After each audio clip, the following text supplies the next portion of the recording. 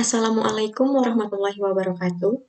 Perkenalkan, nama saya Regita Septanuriana, NIRM 0307200099, Prodi Teknologi Pakan Ternak semester 7C. Baik, pada mata kuliah Manajemen Usaha Pakan Ternak, kali ini akan membahas tentang manajemen sumber daya manusia atau SDM.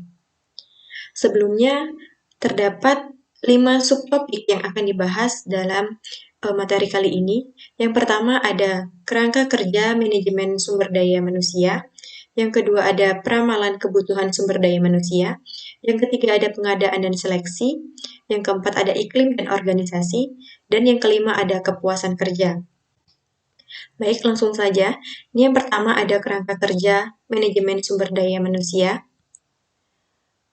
Manajemen sumber daya manusia ini merupakan alat manajerial untuk merencanakan, mengelola, dan mengendalikan sumber daya manusia.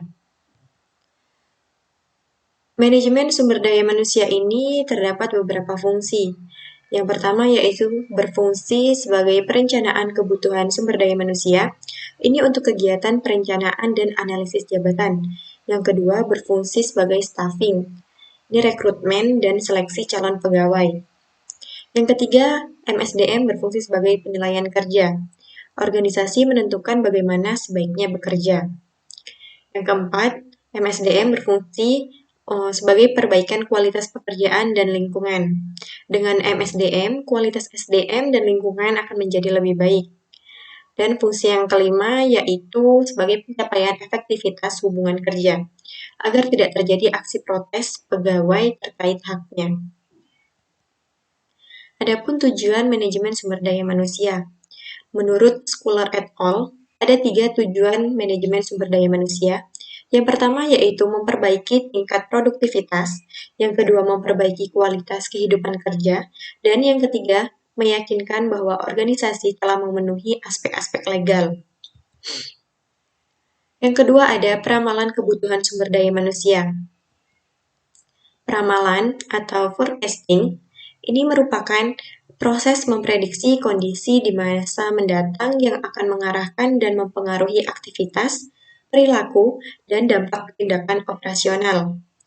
Ramalan ini memiliki peran penting untuk dimainkan tidak hanya dalam fungsi perencanaan, tetapi juga dalam keseluruhan proses manajemen. Peramalan sering dianggap sebagai salah satu masukan utama terhadap proses perencanaan organisasional. Meskipun demikian, peramalan hanya akan sebaik kualitas dan validitas informasi yang digunakan untuk membuat prediksi. Menilai kualitas dan validitas informasi adalah perjuangan yang sulit, karena hal ini biasanya diperoleh hanya melalui pengalaman dan waktu yang faktor-faktornya dapat dipertimbangkan. Peramalan permintaan staf. Untuk dapat membuatan ramalan kebutuhan masa dating dan menyesuaikan antara kebutuhan dengan persediaan SDM, kita membutuhkan beberapa hal sebagai berikut. Yang pertama, pengetahuan tentang tujuan masa dating dan mengetahui indikator apa yang ingin dicapai, seperti pendapatan, output, volume, dan lain-lain. Yang kedua, ada rencana organisasi. Kemudian yang ketiga, ada pengetahuan terhadap aktivitas dan kebutuhan pekerjaan. Dan yang keempat, ada apresiasi terhadap perubahan teknologi dan produktivitas. Yang ketiga, ada pengadaan dan seleksi. Dasar pengadaan sumber daya manusia itu ada 4. Yang pertama, analisis pekerjaan atau job analysis. Ini merupakan mengumpulkan, menilai, dan mengorganisasikan semua jenis pekerjaan yang terdapat dalam suatu organisasi. Dasar pengadaan SDM yang kedua yaitu spesifikasi pekerjaan atau job specification. Ini merupakan persyaratan orang yang akan direkrut dan menjadi dasar untuk melaksanakan seleksi. Dasar pengadaan SDM yang ketiga yaitu ada uraian pekerjaan atau job description. Ini uraian tugas dan tanggung jawab yang harus dikerjakan. Dan yang keempat, yang menjadi dasar pengadaan SDM yaitu evaluasi pekerjaan atau job evaluation. Ini menilai berat atau ringannya suatu pekerjaan. Berikut ini proses pengadaan. Yang pertama ada peramalan. Peramalan ini kebutuhan tenaga kerja. Kemudian ada penarikan. Proses ini biasanya melalui open atau close recruitment. Selanjutnya ada seleksi, yang merupakan proses terpenting dalam pengadaan sumber daya manusia. Dan yang keempat atau yang terakhir yaitu penempatan. Ini menempatkan sumber daya manusia yang telah terseleksi. Berikut kerangka penarikan tenaga kerja.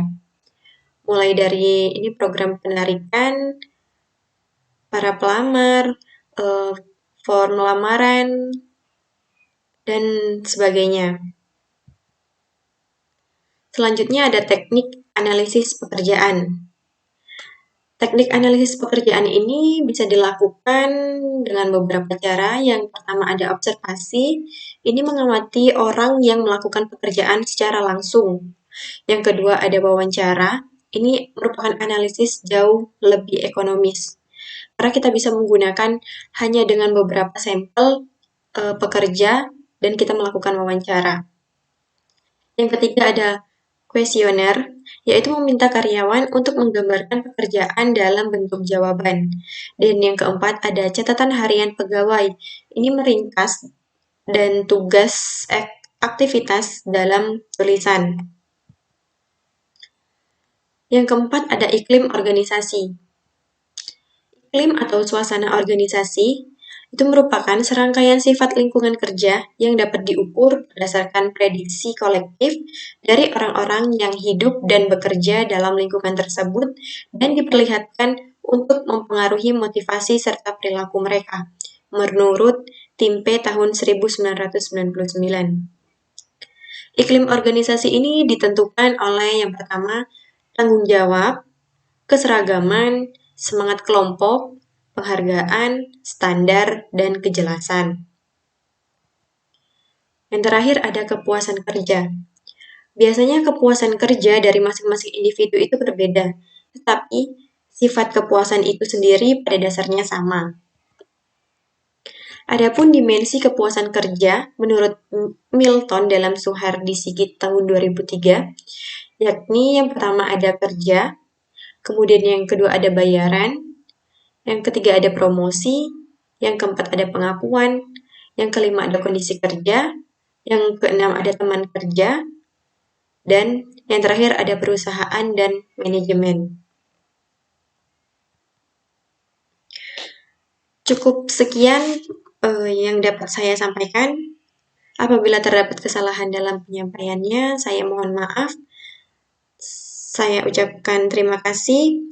Saya akhiri, wassalamualaikum warahmatullahi wabarakatuh.